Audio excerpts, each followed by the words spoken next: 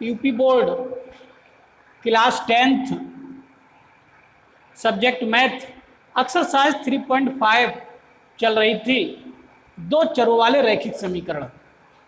इसका question number 4 ये last question है और इसके 4 पार्ट में आप लोगों को करवा चुका हूँ। ये क्वेश्चन नंबर 4 का 5th पार्ट है और इस एक्सरसाइज का लास्ट पार्ट है। ये वीडियो को जब भी देखें पूरा देखें, तभी गणित अच्छा समझ में आएगा। यदि वीडियो को आप आगे या पीछे हटाकर देखने लगोगे तो बहुत से ऐसे बिंदु हैं जो गोपनीय हो जाएंगे, आप लोगों को पता नहीं चलेगा कि क्वेश्चन अगले कैसे चला। तो इसलिए जब भी देखें वीडियो को पूरा देखें। मैं 5th पार्ट की ओर बढ़ रहा हूँ। 5th पार्ट में एक आयत की बात की है इन्होंने। आयत सभी बच्चे जानते हैं। आयत, ये कोई आयत है,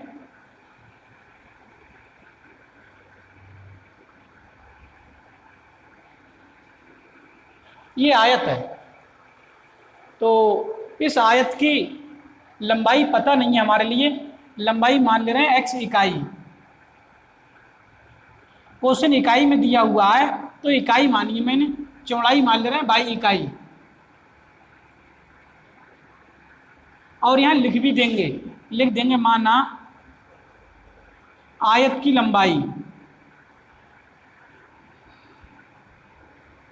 माना आयत की लंबाई x इकाई और माना आयत की चौड़ाई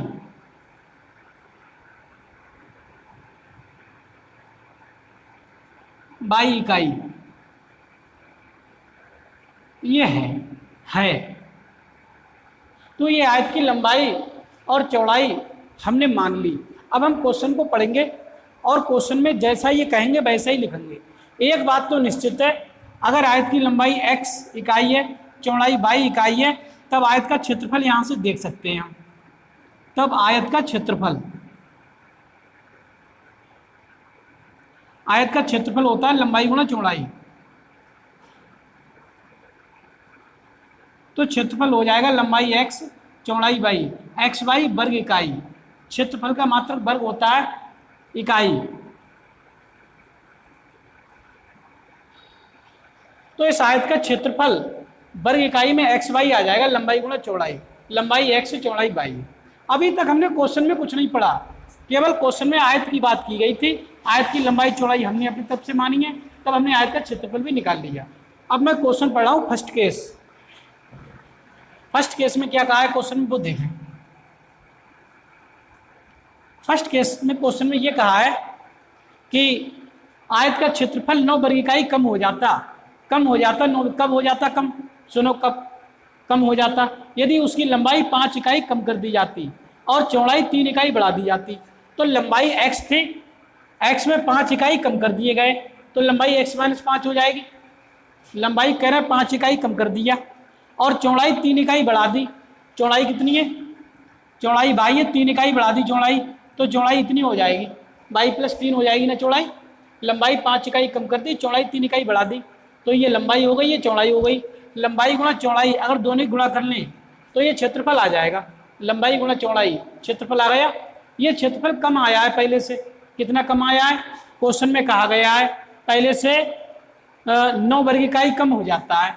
तो पहले जो क्षेत्रफल था उससे ये 9 वर्ग इकाई कम है। क्षेत्रफल कम है, 9 वर्ग इकाई कम है ना।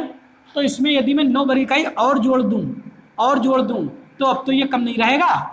9 वर्ग इकाई तो कम था क्षेत्रफल, तो मैंने 9 वर्ग इकाई और जोड़ दी इसमें, अब तो कम नहीं रहेगा, अब उसी के बराबर हो जाएगा एक्स वाई के बराबर एक्स वाई। ये फर्स्ट केस में कहा गया है। तो अंदर गुणा करे दे रहे हैं एक्स की वाई की मल्टीप्लाई एक्स वाई,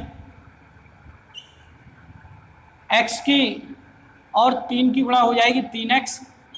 अब -5 की वाई की माइनस के 5 y, minus plus minus 5 3 15 plus के 9। एक्स वाई इधर ले आएंगे माइनस के हो जाएंगे, इधर तो 0 बचेगा। एक्स वाई इधर आ गए तो माइनस के हो गए, तो एक्स वाई माइनस के एक्स वाई प्लस के ये तो कैंसिल हो गए। यहाँ से मिले 3x -5y, 15 में से 9 घट जाएंगे तो -6 बराबर 0। और ऐसे भी लिख सकते, या ऐसे ही लिखा रहने दो, इसे समीकरण 1 डाल देना। ये फर्स्ट केस में बताया गया था, उससे मैंने समीकरण 1 डाल दी। अब सेकंड केस में सुनो क्या कहा है। सेकंड केस, एक केस और रह गया है अभी, देखो उस केस में क्या कहा है। उस केस में ये कहा है, यदि हम लंबाई को 3 इकाई और चौड़ाई को 2 इकाई बढ़ा दें। अब की लंबाई भी बढ़ा दी गई और चौड़ाई भी बढ़ा दी गई। लंबाई अभी x थी ना, x थी, अब लंबाई बढ़ा दी गई, लंबाई बढ़ा दी गई है इसमें 3 इकाई, तो लंबाई हो जाएगी x + 3 और चौड़ाई y है, चौड़ाई इस समय y है, चौड़ाई y है, y में 2 इकाई की वृद्धि कर दी गई, तो चौड़ाई हो जाएगी y + 2। इसकी लंबाई भी बढ़ गई और चौड़ाई भी बढ़ गई, तो क्षेत्रफल भी बढ़ जाएगा, क्षेत्रफल बढ़ जाएगा ना। क्षेत्रफल कितना बढ़ा है, क्षेत्रफल बढ़ा है 67 वर्ग इकाई बढ़ा है क्षेत्रफल, 67 वर्ग इकाई बढ़ा है। अगर क्षेत्रफल हो जाएगा लंबाई गुणा चौड़ाई, क्षेत्रफल है, ये बढ़ के आया है, कितना बढ़ के आया है, 67 वर्ग इकाई बढ़ गया क्षेत्रफल ये।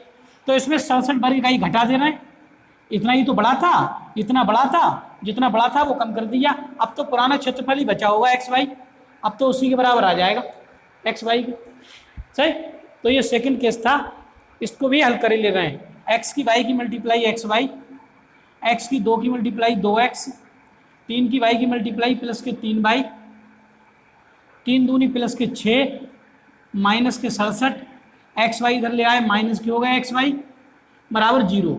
ये एक्स वाई माइनस के एक्स वाई प्लस के कैंसिल, यहाँ से बचा क्या, जो बचा है वो देखो। क्वेश्चन में कह रहे हैं कि 2x बचा, एक तो 2x बचा प्लस के 3y और 67 में से 6 घट जाएंगे प्लस के, तो माइनस के रह जाएंगे 61 बराबर 0। ये समीकरण 2 बन गई। समीकरण 1 ये थी, एक इसके नीचे लिखे दे रहा हूँ, एक थी 3x माइनस 5y माइनस के 6 बराबर 0। ये दोनों समीकरणें बन गई।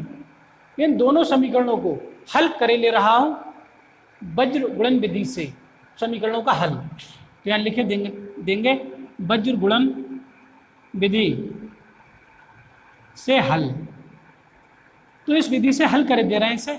इस विधि से हल करने का तरीका सभी लोग जानते हैं, मैंने कई बार इसके लिए पढ़ाया है और क्वेश्चन भी कराए हैं। इसे तो मिटा दे रहा हूँ, इसका कोई मतलब नहीं रहा। समीकरणें दोनों बन गई हमारी, अब इन दोनों समीकरणों को हल करने के लिए रह गया है। तो वज्र गुणन विधि से हल कर दे रहा हूँ। वज्र गुणन विधि से हल करते हैं तो x को लिखना ही लिखना है, y लिखना ही लिखना है, 1 और सब बटे में, सबको बराबर में। अब x के नीचे संख्या क्या लिखते हैं, x वाले छुपा लेंगे, x वाले छुपा लेंगे तो मिलेंगे 3 माइनस 61। x के नीचे संख्या लिखी जाएंगी 3 माइनस 61 और माइनस के 5 माइनस के 6। x के नीचे y के नीचे लिखेंगे तो y वाले छुपा लेंगे, y वाले छुपा लेंगे तो 2 3 तो ये बचेंगे यहाँ से, और इधर से माइनस के 61 और माइनस के 6।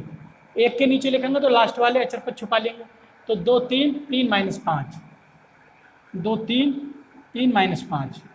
तो ये तरीका होता है वज्र गुणन विधि से हल करने का। अब x बटे, पहले ऐसी मल्टीप्लाई होगी दोनों की, 6 3 18, 18 ये माइनस का है, ये प्लस का है, माइनस प्लस माइनस, माइनस के 18 है, माइनस फार्मूले का लगेगा।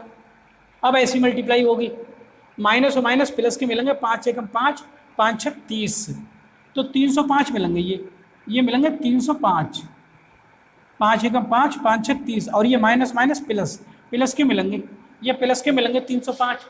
तो ये दो चिन्ह इकट्ठे हुए, प्लस और माइनस, प्लस और माइनस, माइनस ही रहेगा तो इसे मिटा दे रहे हैं, जब माइनस ही रहेगा इसे हटा दे रहे हैं। इज इक्वल, यहाँ से बाई बटे, इसमें नंबर 1 का ऐसी गुणा होती है, फिर से 61 यहाँ आएंगे आपकी, 3 एकम 3 और 3 छक 18 है, ये प्लस का है, ये माइनस का है, प्लस और माइनस ये माइनस के आएंगे, ये माइनस के आएंगे 183। अब माइनस फार्मूले का लगेगा। अब ऐसी मल्टीप्लाई हुई, ऐसी 6 दूनी 12, लेकिन 12 आगे का है कि ये माइनस के और ये प्लस के, माइनस प्लस माइनस, ये 12 माइनस के आएंगे, 12 माइनस के आएंगे, तो यहाँ 2 माइनस इकट्ठे हो रहे हैं, माइनस और माइनस टोटल मिलके ये प्लस बन जाएगा, तो मैं इसे प्लस ही लिखे दे रहा हूँ।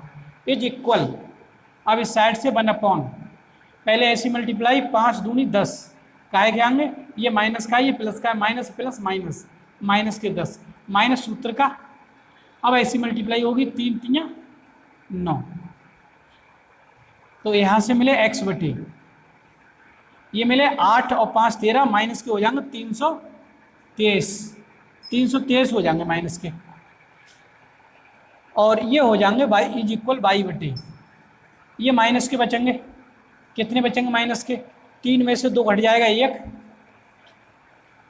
1 और 8 में से 1 घट जाएगा 7, और ये 1 है, और ये तो 1 बचेगा ही, 171 बचेंगे माइनस के, बराबर 1/10 9 19 हो जाएंगे माइनस के, 19, तो ये होगा, इसे मिटा देंगे अब और इसे भी हल कर लेंगे।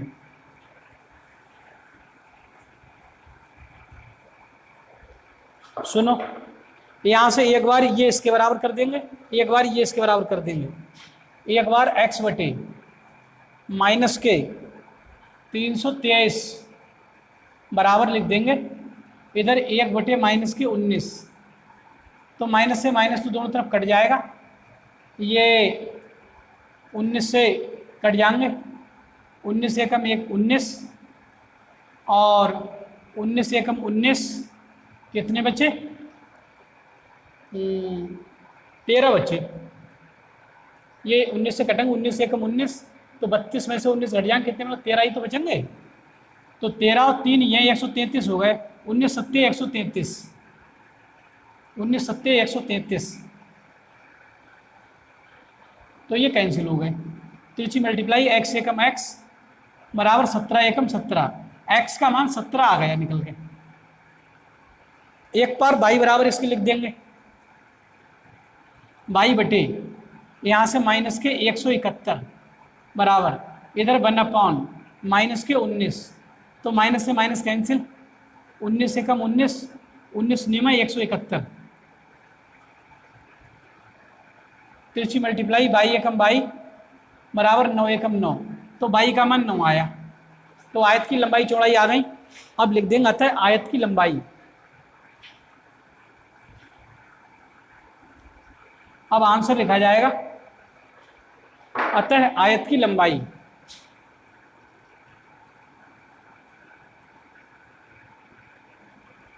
अतः आयत की लंबाई, लंबाई x मानी थी ना, x का मान आ गया निकल के 17, तो 17 इकाई तो इसकी लंबाई होगी, 17 इकाई तो इसकी लंबाई होगी, और आयत की चौड़ाई,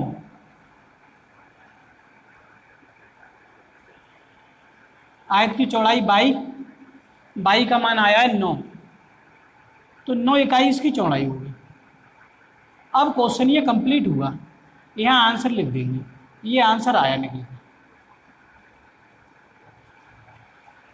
तो मैं समझता हूँ ये क्वेश्चन समझ में आ जाना चाहिए, और बहुत ही सही तरीके से मैंने आपको ये समझाया स्टेप टू स्टेप।